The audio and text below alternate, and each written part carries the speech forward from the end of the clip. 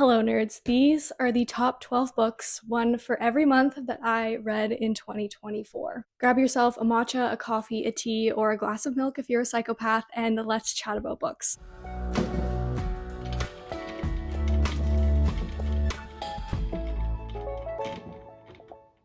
I'm drinking an iced matcha made with macadamia nut milk and homemade Earl Grey syrup. It's so easy to make, and I 10 out of 10 recommend you try it. For each of these books, I'm going to give you a short synopsis, and then I'm going to talk about the aspect of the book that made it a truly unforgettable read and the reason that it was one of my favorites in 2024. They are ranked in no particular order. However, there is one book that ranks higher above all others, and it was my favorite read of 2024. And I won't leave you hanging. I'm going to talk about it first because it was actually the very first book that I read in 2024. And it was Rifqa by Mohammed El-Kurd. I have not stopped thinking about this book since I read it on January 10th. I think about it at least twice a month. It was such an incredible reading experience. This is El-Kurd's debut poetry collection, and it is heavily inspired by Ghassan Kanafani's writings on Palestinian resistance. And it is named after his grandmother, who was forced to flee Haifa during the first Nakba, a humanitarian catastrophe caused by the genocidal establishment of Israel in 1948. It's a reflection of the poet's own experiences with dispossession from Sheikh Jarrah, a neighborhood in Jerusalem, as well as a discussion of homelessness, settler colonialism, and life in general as a refugee. I think this was my favorite read of the year because it stood out for three very significant reasons.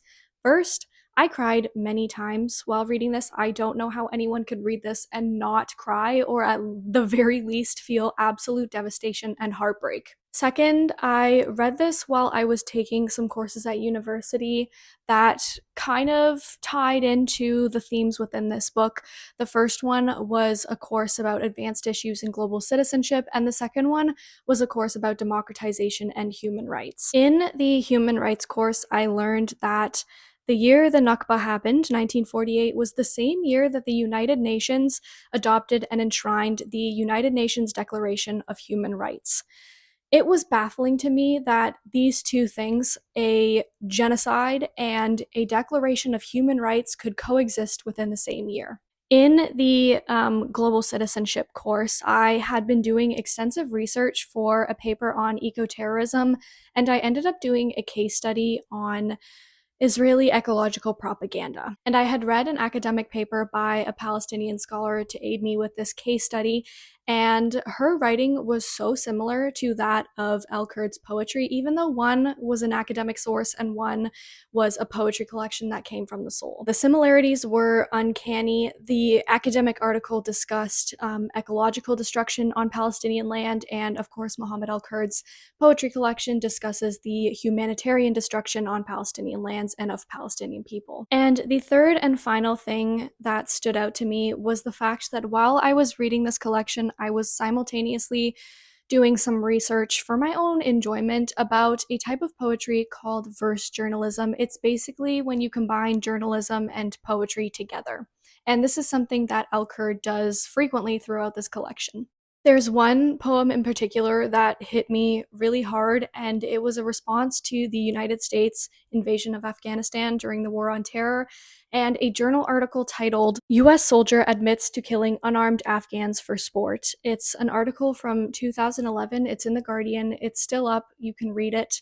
Trigger warning, massive trigger warning. It's heartbreaking. The things that this soldier confesses to doing are absolutely horrific. But I probably never would have learned about this had I not read El-Kurd's poetry collection. So I think this type of journalistic poetry is extremely meaningful and powerful because it is an educational tool. And as a poet myself, this is something that I want to start incorporating into my own writing. Overall, I 110% recommend reading Rifqa. It was an incredible read and so well written. It's both lyrical and hard-hitting.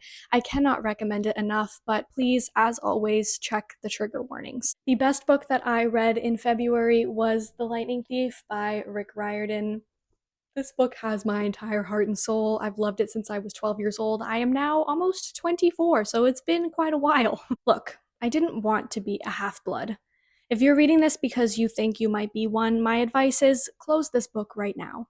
Believe whatever lie your mom or dad told you about your birth and try to lead a normal life. Being a half-blood is dangerous. It's scary. Most of the time, it gets you killed in painful, nasty ways. These are the opening lines of The Lightning Thief, and let me tell you, 12-year-old me was hooked. I'm still hooked reading this as a grown-ass woman. The main character is, of course, Percy Jackson, and he discovers that he is half human, half god when he gets sent to a summer camp filled with other kids like him.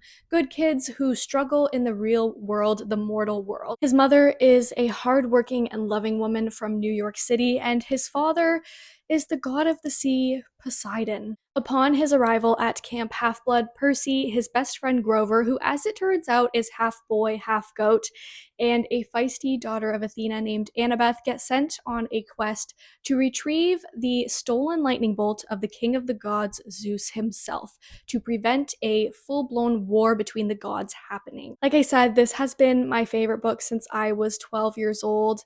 I've read it countless times. It brings me so much comfort and laughter and joy. I love the characters. They mean absolutely everything to me. This is such a fun read, and I routinely return to it because of that. This is also the book that started my insane obsession with Greek mythology that has been ongoing for the last decade. The best book I read in March was Love from A to Z by S.K. Ollie. This is a young adult romance between two Muslim teenagers, Adam and Zainab, who meet on a spring break trip to Doha, Qatar.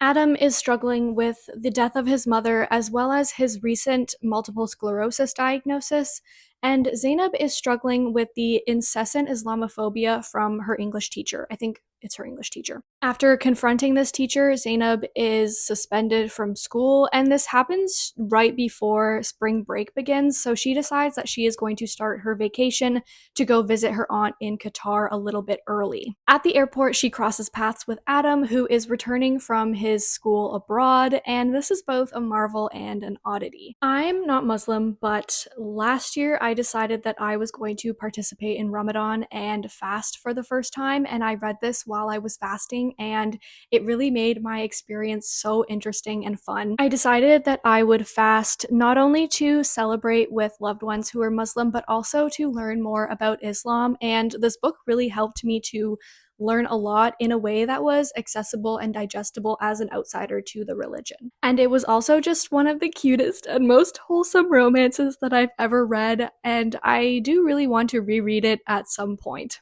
The best book that I read in April was Phaedra by Laura Shepperson. This is a debut feminist retelling about the myth of Phaedra, her sister Ariadne, Theseus, who marries them both technically, and Theseus' son Hippolytus. And it is told from the point of view of Phaedra. After the death of her sister Ariadne, Phaedra becomes the unwilling bride to the power-hungry and controlling Theseus, who is a man that is about twice her age. Phaedra is taken away from her home in Crete and brought to Athens, where she will live with Theseus and his son Hippolytus, who is about the same age as Phaedra and who is supposedly very pious. But when Hippolytus rapes Phaedra, her world is darkened tenfold. She publicly accuses him of rape, and this sparks a very much overdue reckoning among the women in Athens. Much of this book is based on the ancient play Hippolytus, written by Euripides, but in that version,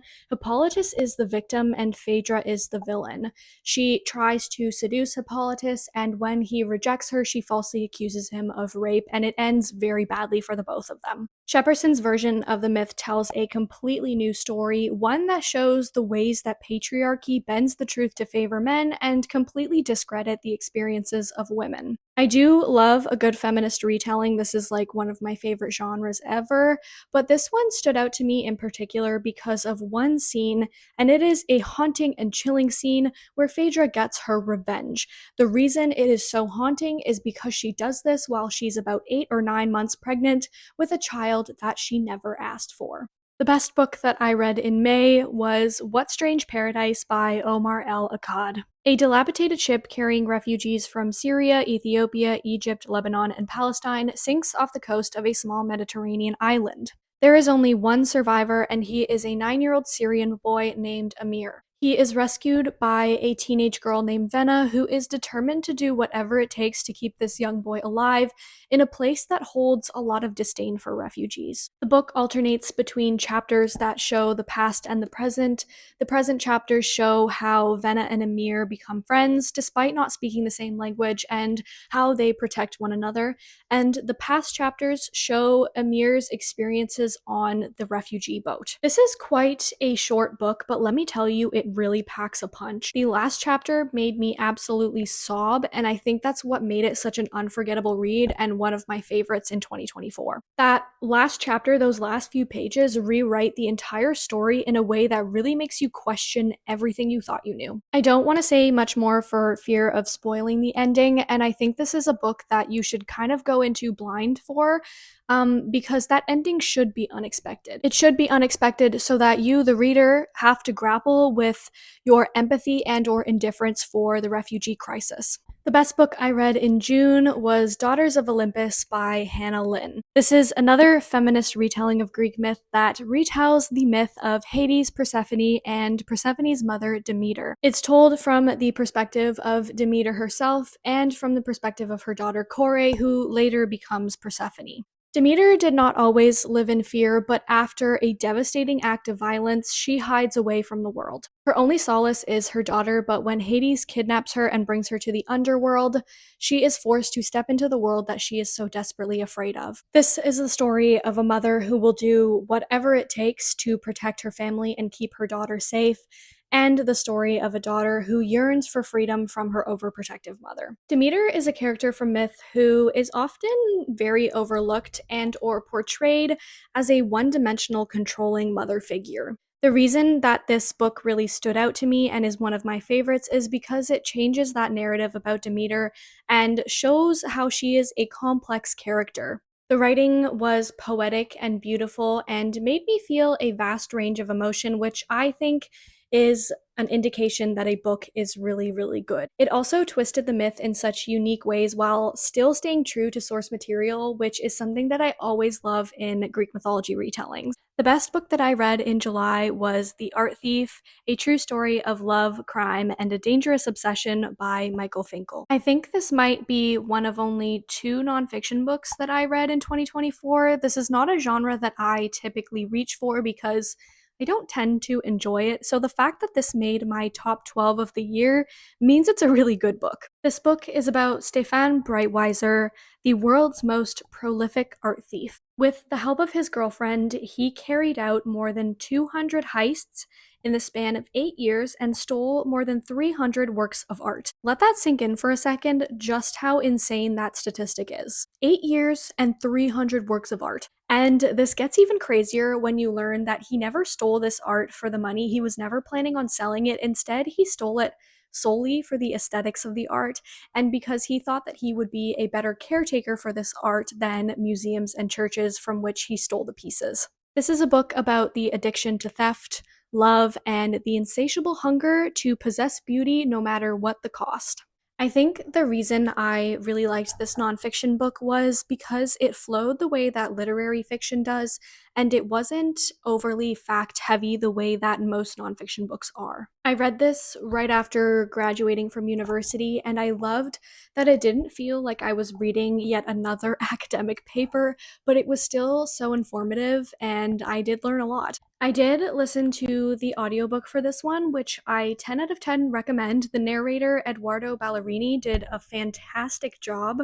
If you tend to gravitate towards fiction books that involve heists and thefts, I think you'll really enjoy this, especially because it dives in depth into how Stefan Breitweiser actually conducted his heists. And it's fascinating and completely not at all what you would expect. The best book that I read in August was Euripides 1, edited by David Grene and Richmond Lattimore. This is the first volume in a collection of ancient Greek tragedies written by the playwright Euripides. The volumes are organized chronologically, so this first volume contains his 4 oldest plays, Alcestis, Medea, the children of Heracles, and Hippolytus. Alcestis is about a wife who sacrifices herself for her husband, dies, and then comes back to life. And I think she's the only character from Greek mythology to do that.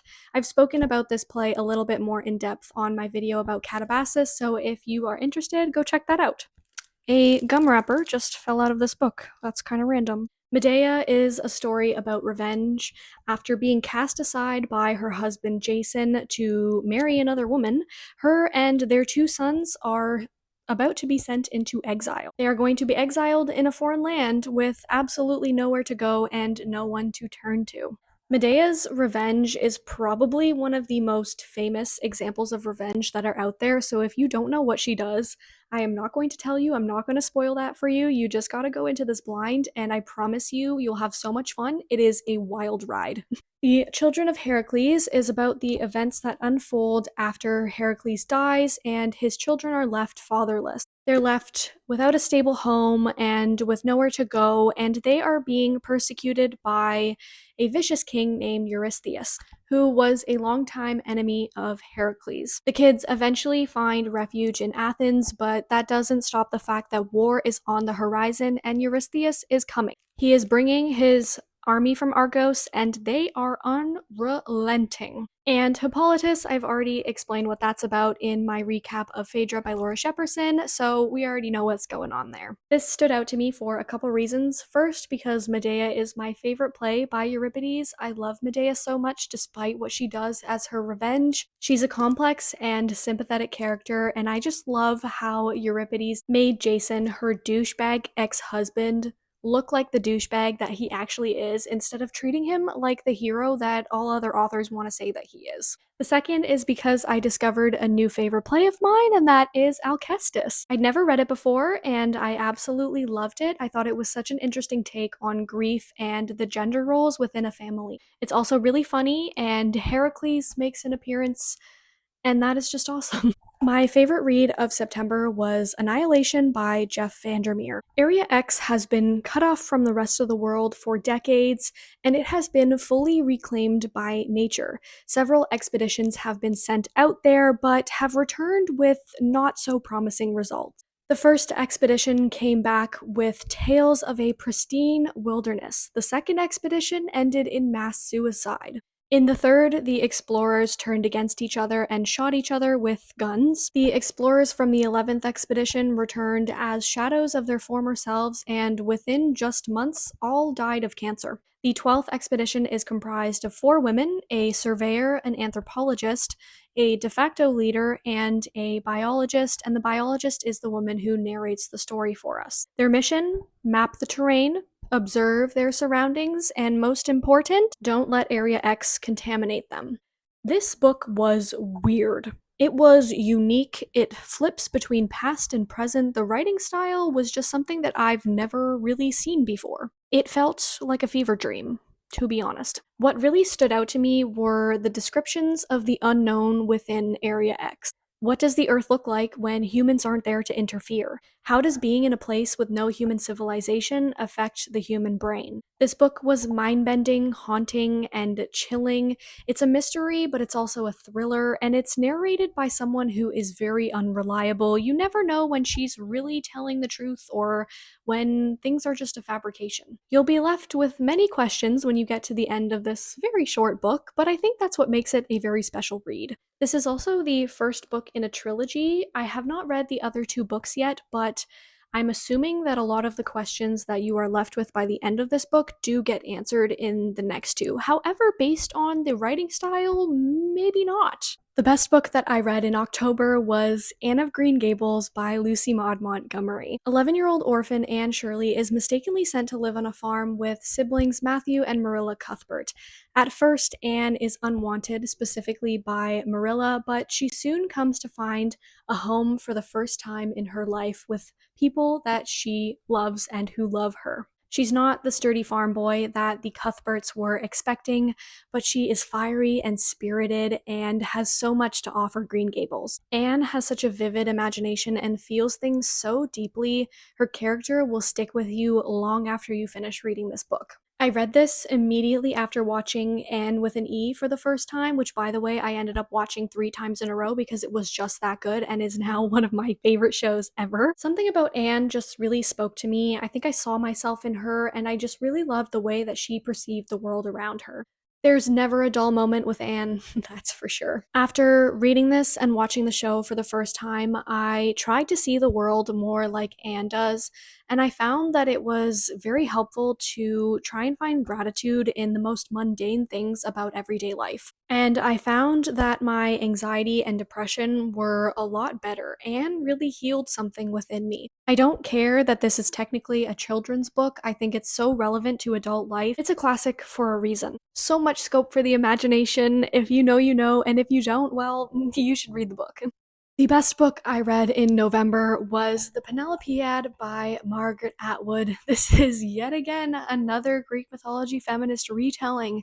I told you that reading Percy Jackson at 12 years old affected my brain chemistry in a very significant way. It's a retelling of Homer's Odyssey, which is a story about Odysseus' journey home from the Trojan War and reuniting with his wife Penelope. The Odyssey is mainly about Odysseus, but the Penelopiad is about Penelope, as well as her 12 hanged maids, and honestly, maids isn't really the right term here. They were slaves. They were slave women. So Odysseus has been on the shores of Troy fighting in the Trojan War for 10 years. When that ends, it takes him 10 years to journey home, so he has been missing from his family for 2 decades. When Odysseus finally returns home, he murders all of the suitors that have been vying for Penelope's hand in marriage, and then he murders 12 of their slaves for conspiring against him.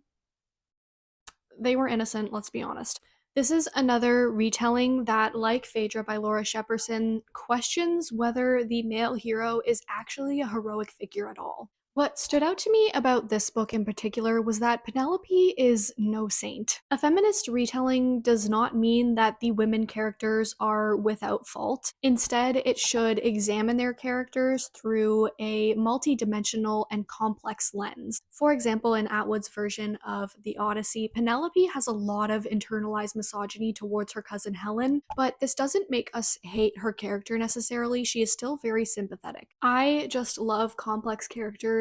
Why would I read a book about a character who is one-dimensional?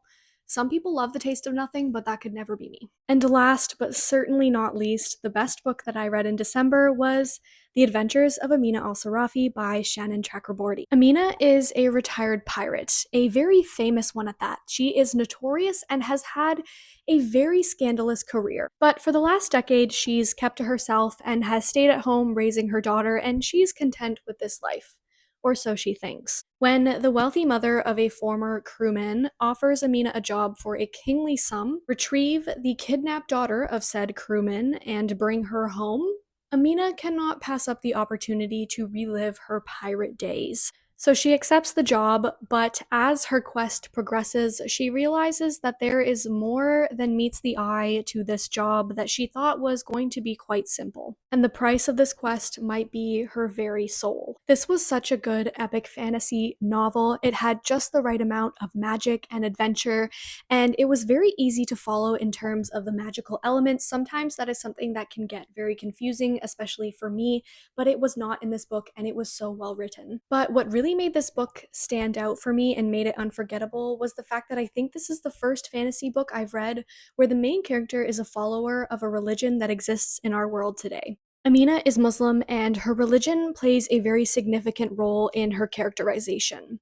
Having been learning about Islam for all of 2024, it was so much fun to pick up on the ways that she practices her religion that would have gone over my head completely had I not done this learning. Amina repents for her sins. She talks about how she fasts for Ramadan. She sprinkles Zamzam water on her weapons. She does her 5 daily prayers, and these are just the beginning of the things that she does as a Muslim woman. This was a very fun and interesting read, and I really ended the year on a bang with this one. And I'm super excited for the second book in this series to come out this year, but we don't even have a title or a cover for it yet, which I'm very disappointed about. So that is it for the best 12 books that I read in 2024. Thank you so much for watching. If you enjoyed this video, please consider subscribing for more book recommendations from moi. And I would absolutely love to know what your favorite read of 2024 was so that I can add some more amazing books to my TBR and get them on my radar,